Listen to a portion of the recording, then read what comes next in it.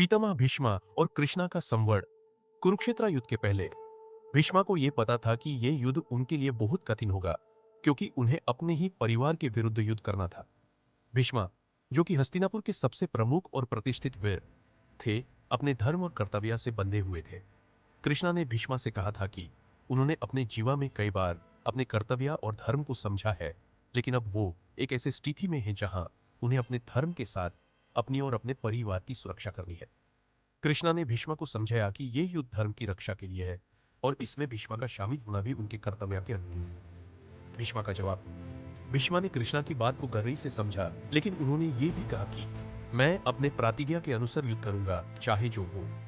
भीष्मा ने अपनी प्रतिज्ञा की बात को याद दिलाया कि उन्होंने अपने पिता शंतनु के सामने एक प्रतीक्षा की थी कि वो कभी भी युद्ध न करेंगे जब तक उन्हें इस प्रकार के कठिन समस्या का सामना ना हो।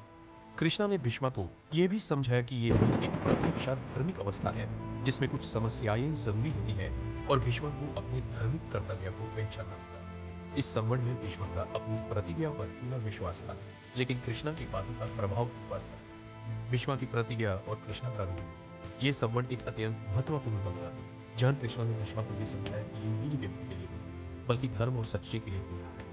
कृष्णा ने भीष्मा की अपनी प्रतिज्ञा की मर्यादा को भी समझा, लेकिन उनका यह भी कहना था कि यह समय है अपने पुराने कर्म को समझने का और नया मार्ग अपनाने का।